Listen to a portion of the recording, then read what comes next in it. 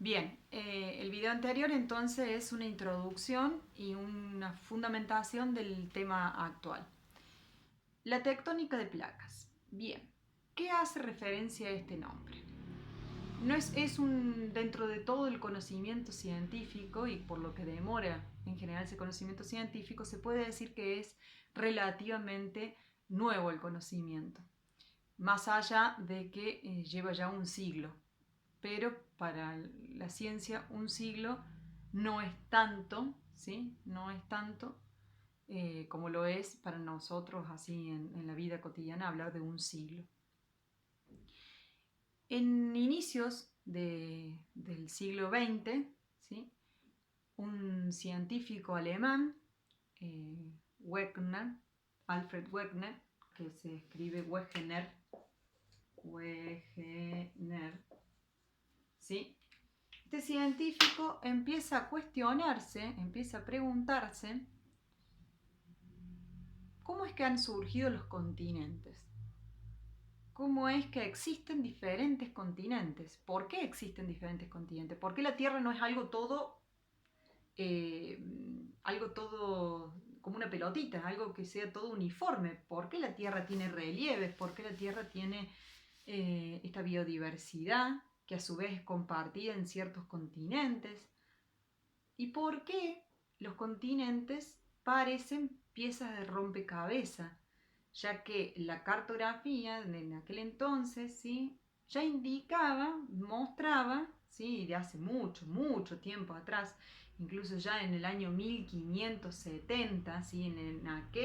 Aquel entonces, estamos hablando del 1500, ¿sí? Del 1500 ya se preguntaban lo mismo, ¿por qué los continentes parecían piezas de rompecabezas? De hecho, si ustedes lo pueden visualizar, ¿sí? Busquen un mapa continental y fíjense que Sudamérica encaja a la perfección con Sudáfrica, ¿sí? Con el continente, con la parte de Sudáfrica, ¿sí?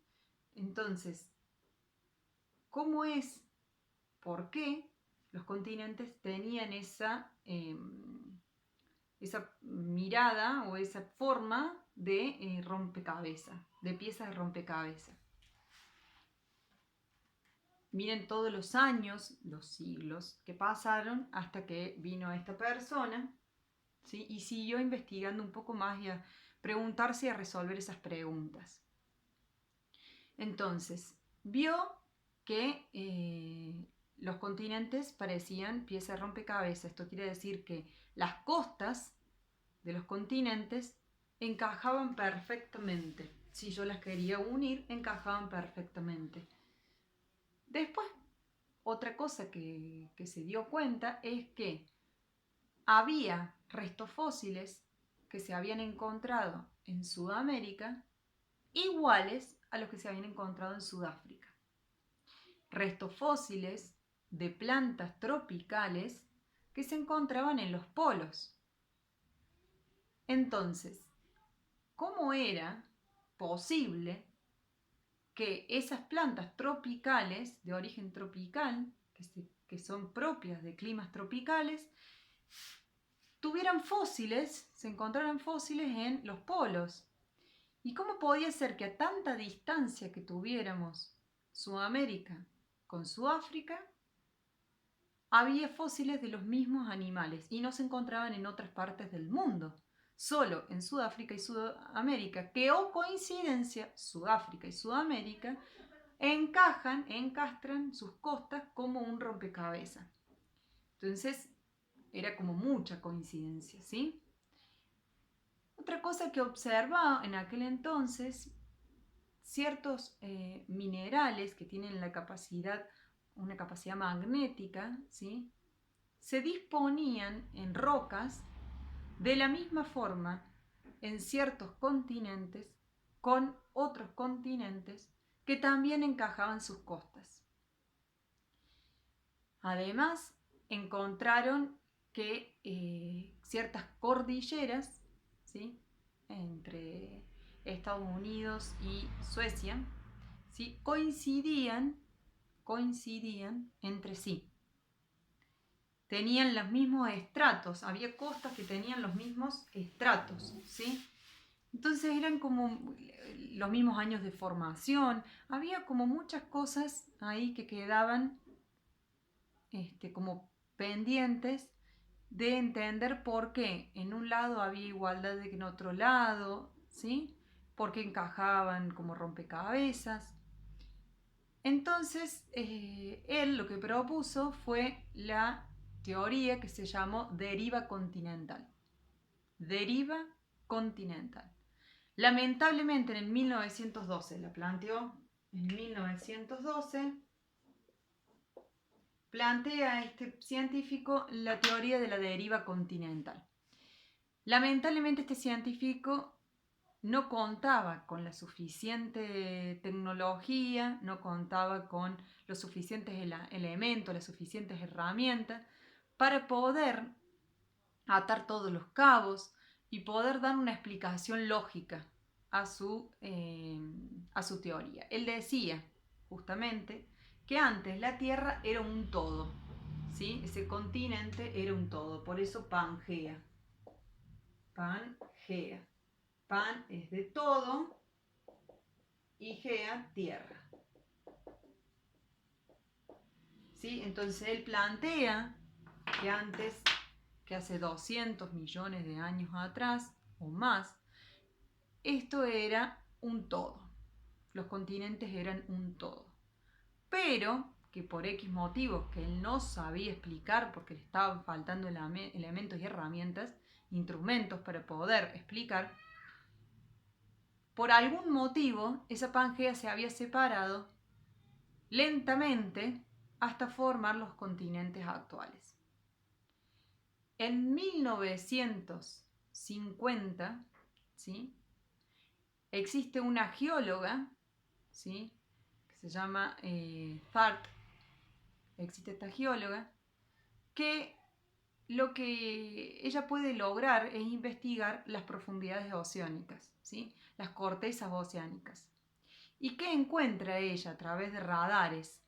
Ella como que hace un mapa del océano, ¿sí?, de las profundidades. Encuentra que por debajo de todos los océanos hay cordones montañosos, cordones de toda una tirita así, que va haciendo así, todo así, ¿sí?